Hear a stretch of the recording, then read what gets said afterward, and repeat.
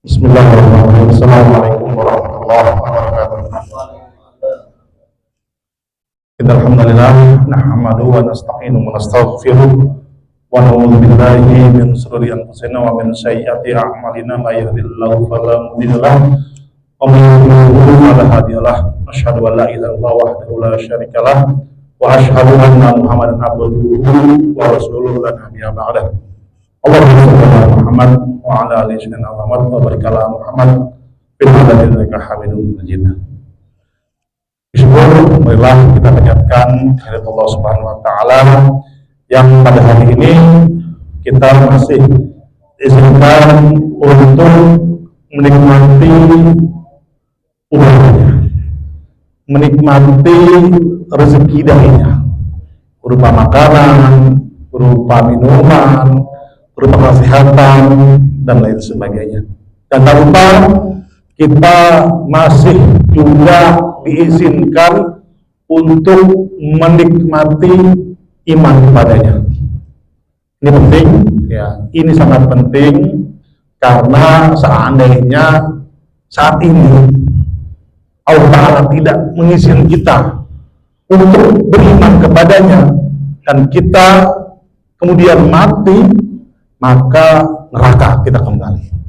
Namun alhamdulillah hari ini Allah izinkan kita masih memegang iman kepadanya dalam agama Islam, sehingga insya Allah kalau takdir Allah kita mati saat ini, maka husnul khotimah, masuk surga. Amin ya rabbal alamin. Tak lupa haturkan kita haturkan kepada kita Muhammad SAW, warganya, sahabatnya, dan kita selaku pengikutnya di akhir zaman.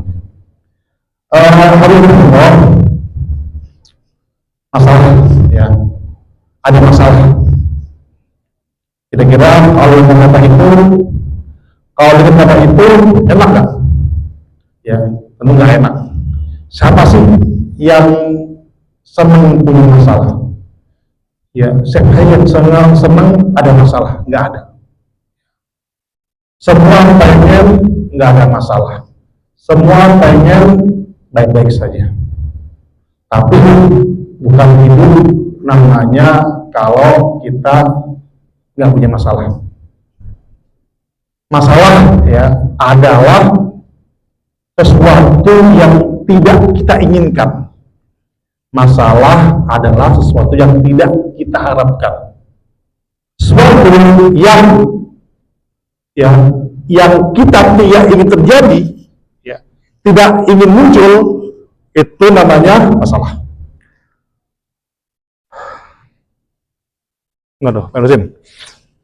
Nah, kita sebagai manusia dalam hidup ini, siapa sih nggak punya masalah?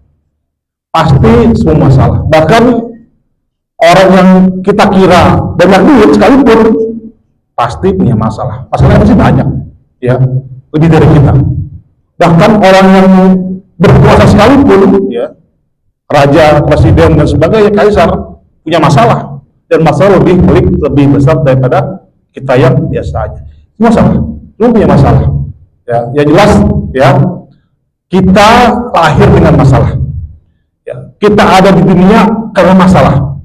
Ya, dulu bapak kita Adam alaihissalam terusir, ya, dari surga gara-gara masalah makan buah yang dilarang Allah Subhanahu wa taala. Kita pun terlahir di dunia ini dalam keadaan menangis, ya. Bayi yang menangis sadar bahwa dirinya punya masalah, bahwa dia sedang ada masalah. Gak ada bayi lahir ketawa, gak ada, ya. Semua bayi lahir dalam keadaan menangis. Kenapa? Mereka sadar bahwa mereka sedang dalam masalah. Masalah apa? Kelaparan. Dia lapar. Dia kedinginan. Ya. Dia tidak ada perlindungan. Ya. Oleh karena itu, Allah utus dua orang malaikat, orang tuanya, untuk ngasih dia makan, ngasih dia minum, ngasih dia kehangatan, ngasih dia perawatan. Bahkan bayi pun ada masalah. Ini masalah. Nah, masalah hadirin, ya, itu selalu hadir dalam hidup kita. Ya, baik besar maupun kecil selalu hadir dalam hidup kita.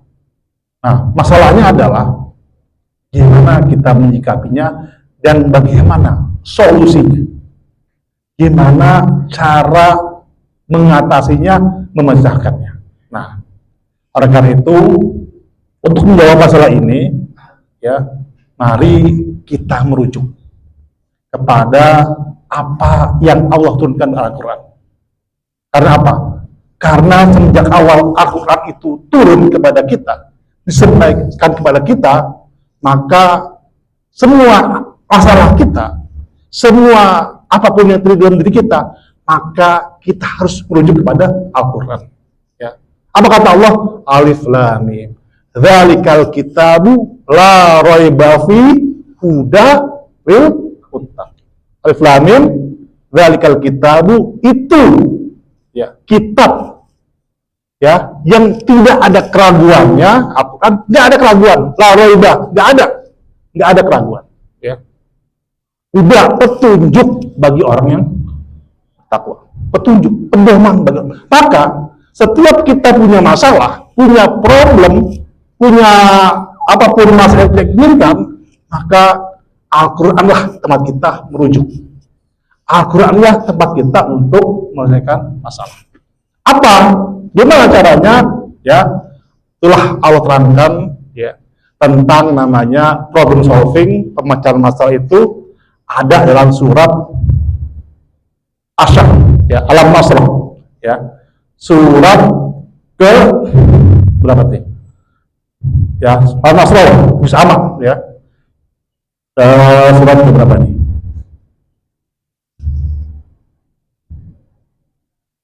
Terus 30, 92, 93, 94, ya, 94 Al-Quran, ya. Allah dengan gamblang, ya, Allah terangkan gimana sih masalah itu dipecahkan, ya. Gimana rumus untuk memecahkan sebuah masalah. Baik, saya bacakan ya. Bismillahirrahmanirrahim. Alam nashrah laka sadrak wa wada'na anka wizrak alladhi anqadha dhahrak wa rafa'na laka dhikrak fa inna ma'al usri yusra inna ma'al usri yusra fa idza faragta fansab wa ila rabbika farghab. Alhamdulillah, ayat ini dibuka dengan 3 ayat pertama, ya. Ya, 3 pertama adalah alam nasrah laka sadrak, ya. Bukankah kami telah lapangkan dadamu Muhammad, ya. Ka itu artinya Muhammad, laka sadrak, dada, sadrak dada, ka kamu Muhammad. Wa wada'na kami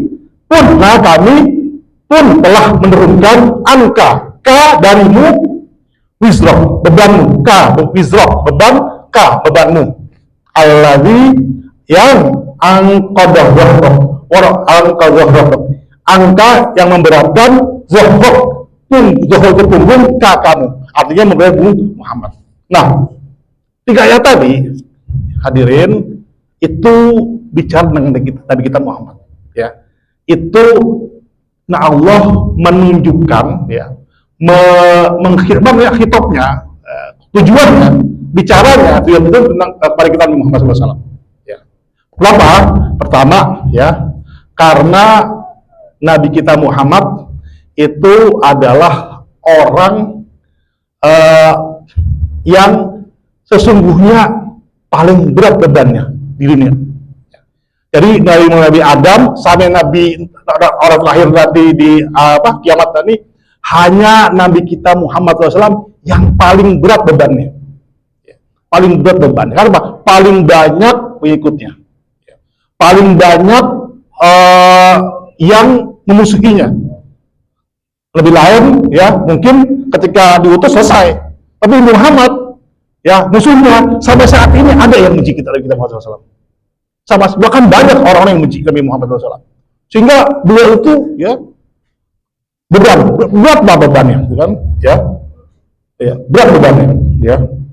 Nah, nah, beban Nabi Muhammad itu sangat berat, sampai bebannya itu, ya, menyusahkan diri beliau, ya, menyusahkan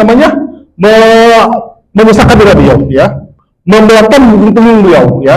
Alladzi anqadha. Begitu berat beban yang ditanggung oleh Nabi kita Muhammad sehingga beban itu sampai memberatkan punggung beliau, sangat berat sekali. Ya. Kenapa? Yang dibebankan Nabi Muhammad itu bukan cuma dunia, Pak. Ya. Tanggung jawab Nabi kita kepada kita, umatnya itu, ya, itu bukan cuma dunia, tapi akhirat. Coba Nabi mana yang membela umatnya yaumul hisab? Nggak ada selain kita Nabi Muhammad SAW. Ya. Ketika nanti di akhirat yaumul hisab, ya, ketika ada umat beliau yang di volume neraka, nah, maka apa? Nabi naruh sajadah di mizan timbangan. Ya. Masih berat juga, taruh terompah, taruh serban, taruh peci segala macam. Agar apa? Agar timbangan bisa balik berat ke kanan, ya, berat ke kebaikan. Ya. Walhasil bagi yang terlalu berat dosanya dan terpaksa masuk neraka, paling enggak dikurangin. Adapun yang nanggung, ya, nanggung yang dikit ke kiri, ya, karena potongan Nabi bisa surga. Segitu beratnya, ya. Tanggung jawab Nabi sama kita berat banget gitu kan, ya. Apalagi di dunia, ya. Sebagai gambaran gimana, ya, Nabi itu beban Nabi beratnya itu ketika beliau itu dakwah di Taif, ya. Waktu itu Nabi itu dakwah di Taif itu bersama seorang sahabat yang merupakan anak asuh beliau, anak apa ya? Anak tiri, anak pungut lah, ya. Anak pungut beliau namanya Zaid bin Haritsah, ya. Jadi Zaid mengisahkan itu bahwa Nabi itu pernah dakwah ke Taif. Taif itu beliau itu dakwah di Taif itu 9 sampai dengan 19 hari, ya. Kalau nggak 9 hari sampai dengan 19 hari. Jadi Taif itu ketika beliau sudah sumpah di Mekah, ya, sebelum beliau dakwah ke Madinah, beliau coba untuk berdakwah di Taif. Ya, Taif itu kan udaranya dingin, ya, sejuk gitu kan, subur. Nabi berharap, ya, dengan udara segitu, subur gitu, mereka mau menerima dakwah. Berangkatlah Nabi sama Zaid bin Haritsah untuk ke Taif. Nah di Taif ternyata hadirin, ya,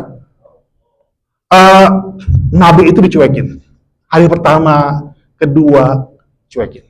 Tidak ada mau yang menyambut ajakan beliau. Beliau udah ke pasar, ke kolong lorong, ya, ke kumpulan, disuruh untuk menyembah Allah, tidak ada yang menanggapin, ya, dicuekin.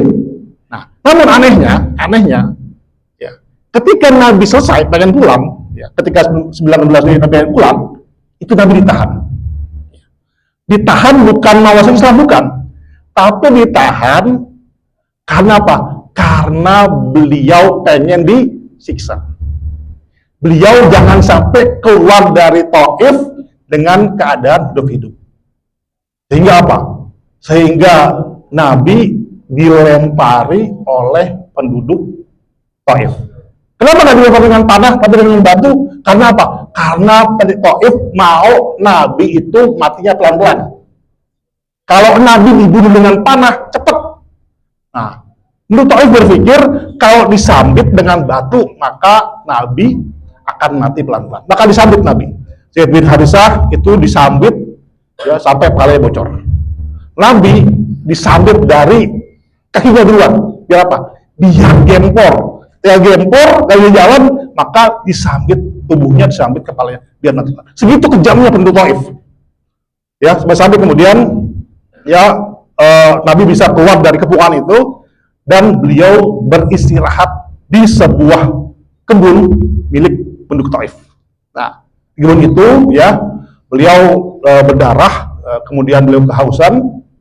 Kemudian ada seorang penjaga kebun namanya Adas. Adas itu adalah sebenarnya bukan sembarang pekerja. Ya. Dia itu adalah seorang cerdik, seorang cerdas, seorang yang pintar. Dia itu emang sengaja cari jadi penjaga kebun karena beliau dapat kabar bahwa akan ada turun Nabi di sekitaran di sekitar Mekah, Madinah gitu, di sekitar Mekah. Maka beliau sengaja, ya, beliau itu orang mulia, beliau itu orang pintar, orang cerdas gitu kan. Mereka itu ulama gitu. Tapi dia sengaja turun derajat jadi seorang pekerja kebun karena ingin menyaksikan Nabi. Demikian turun Nabi. Nah, Adas itu disuruh sama tuannya, suruh kasih kurma, kasih air kepada orang yang yang terluka. Nah, Adas tahu ini orang aku Nabi, gitu kan. Datang dia ngasih air, ngasih kurma. Tapi Adas bingung, gitu kan. Bingung, gimana tahu-tahu karena mengetahui Nabi kan gitu kan. Nabi tahu kamu Adas, ya. Kamu pasti Adas gitu kan Nabi. Oh, tahu Nabi, kamu kan dari Nimawa kan? Nimawa itu tempatnya Yunus bin Matta kan? Oh, kau tahu kamu kan Nabi gitu kan? Dan kamu kesini sengaja pengen ngelihat ada kenabian itu kan? Khotmul Anbiya kan? Iya benar gitu kan? Iya benar. Nabi dikasih tahu tandanya gitu kan? Tanda kenabian, cincinnya berupa apa? Di punggung beliau. Kemudian Adas masuk Islam. Sekarang sebagai monumen Adas masuk Islam, didirikan masjid di Taif yang bernama Masjid Adas. Nah, ketika selesai, ketika kasih makan, kasih minum, Adas pergi, kemudian datang malaikat. Nah, malaikat itu ya datang geram, Pak. Malaikat gunung geram. Ya. Apa? Karena menyaksikan gimana siksaan penduduk Taif kepada Nabi kita Muhammad SAW. Ya. Ketika malaikat jaga gunung, malaikat Jabal itu, ya Muhammad, saatnya kau izinkan, aku sudah izin Allah Subhanahu Wa Taala untuk mengazab. Aku ini adalah malaikat yang dulu pernah mengazab kaum Lut. Jadi dulu kaum Lut itu kan diazab tuh sama Allah, dinaikin gunung, dibelain kan. Nah, itu malaikat itu adalah malaikat yang pernah mengazab kaum Lut, kaum Sodom. Itu datang kepada Muhammad SAW, ya Muhammad, aku itu udah izin Allah, untuk nyiksa Taif. Ya. Sedemikian buruknya, sedemikian jahatnya, sedemikian penghinaannya untuk Taif kepadamu, kasih Allah. Aku nggak rela Muhammad, aku nggak rela engkau dihinakan. Maka izinkan aku untuk memusnahkan mereka, menghancurkan mereka, sebagaimana mereka. Ya, aku menghancurkan dulu kaum Sodom. Itu Pak. Malaikat aja lihat kemungkaran yang dilakukan Taif gitu luar biasa. Siksaan yang diambil oleh Nabi itu luar biasa. Gitu. Ya. Dalam berdakwah. Makanya ya, Nabi kan enggak udah kalau mereka nggak beriman nanti anaknya kalau anak nggak beriman cucunya juga keturunan beriman. Gitu lah gitu, intinya akhir ceritanya. Tapi dari kita lihat bahwa begitu hebat beban yang ditimpakan oleh Nabi.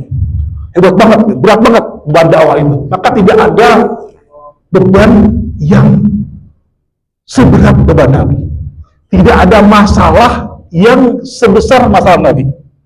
Tidak ada orang yang paling berat masalah dari Nabi kita Muhammad SAW. Nah, ini harus cantumkan dalam ayat ini 1-3. Al-Nasolah kasawdrak bawal angkabi surak alladhi angkodok sohor. 3 ayat itu. Nah, kemudian apa? Setelah Allah kasih bantuan, kemudian apa? Warafa'na laka dzikra. Allah tinggikan ya nama Nabi kita Muhammad SAW.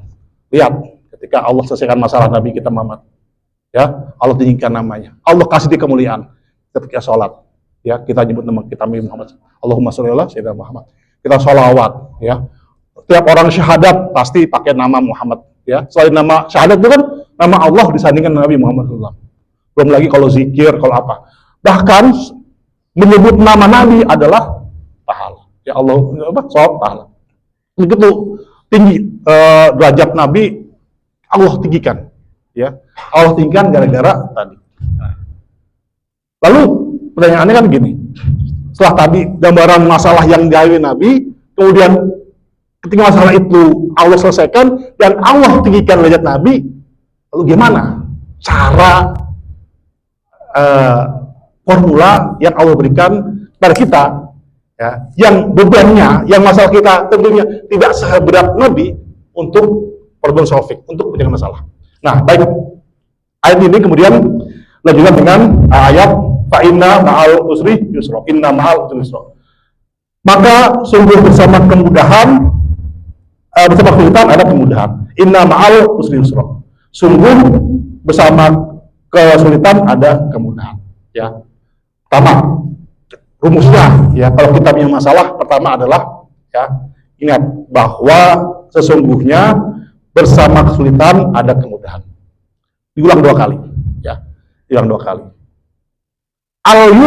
Al-usri, kesulitan ya, diulang 2 kali. Al-yusri, kemudahan, diulang 2 kali dalam ayat ini ya. Tapi ya beda. Al-usri, kesulitan, memakai namanya isim ma'rifah ya. Al ya, yang artinya tunggal, mufrad. Artinya apa? Walaupun kesulitan itu ya kelihatan banyak, ternyata kalau dia kita sederhanakan cuman satu ya. Ternyata dibalik kesulitan yang kita alami, Pak, yang kata banyak ini, yang kita buat ini, ternyata kalau kita sederhanakan, Pak ya, kalau kita zoom lebih dalam, ternyata kata Allah sederhana kok, bahwa masalah yang kamu hadapi sederhana, cuma satu kok, gitu ya, mufrad. Namun anehnya yusri ya, kemudahan Allah ulang 2 kali, tapi nakiroh, umum ya, umum bentuknya. Karena apa? Artinya apa? Walaupun ya kesulitan cuma satu ya, namun kemudahan Allah banyak, jalan keluar banyak ya, itu maknanya. Ini artinya apa? Ini kan mindset ya, mindset dari kita bahwa ya, kemudahan itu, kesulitan itu cuma satu, tapi solusinya banyak ya. Itu yang pertama, mindset kita. Yang kedua adalah fa'idza faragta fansab, maka jika atau telah selesai, maka tetaplah kerja keras. Kalau tadi ya, mindset ini adalah perbuatan, ini adalah pekerjaan, ini adalah cara kita berbuat. Maka selesaikan masalah itu satu demi satu. Fa'idza faragta fansab, maka apabila engkau selesai mengurai suatu masalah, maka selesaikan masalah yang lain. Step by step ya, step by step. Selesaikan dengan yang mudah dulu, yang gampang dulu, kemudian baru yang sulit ya. Apa selanjutnya? Wa ila rabbika farghab ya. Kalau tadi ya, innamal dalam mindset, fa idza faragta fansab itu adalah perbuatan, adalah aktivitasnya, maka wa ila rabbika farghab, hanya kepada Tuhanmu engkau berharap. Ini adalah sikap mental. Ini adalah hati kita ya. Tempat kita berharap ya. Jadi kalau misalnya kita punya masalah ya, yang pertama adalah kita punya sikap mental yang baik ya. Pertama ya, kita kecilkan masalah itu dengan mengatakan bahwa setiap kesulitan pasti ada kemudahan. Itu yang pertama. Yang kedua ya, kita selesaikan masalah itu secara bertahap ya, pelan-pelan. Lalu ketiga adalah kita serahkan ya, semua masalah itu ujungnya ya, hasilnya kepada Allah Subhanahu wa taala. Mungkin Pak ya, hasilnya tidak sesuai yang kita harapkan ya. Hasilnya tidak sesuai yang kita harapkan. Tapi ketahuilah bahwa ketika kita sudah mengerjakan semua itu, apapun hasilnya itu sudah takdir, sudah menjadi ketetapan Allah Subhanahu wa taala, dan itu baik. Bisa jadi apa yang kita anggap buruk saat ini, sekarang gitu kan, itu akan menjadi baik di saat datang. Nah, oleh karena itu ya, kita tidak boleh berputus asa dengan masalah. Kita tidak boleh berpatah hati dengan masalah. Kita serahkan semua masalah kita kepada Allah Subhanahu wa taala. Kita kerjakan, ya, selesaikan masalah dengan sungguh-sungguh, dan ingat bahwa ya, mindset bahwa setiap masalah itu ada jalan, ada solusi. Ya, mungkin yang disampaikan pada hari ini semoga bermanfaat. Wa minkum wa min atain. Assalamualaikum warahmatullahi wabarakatuh.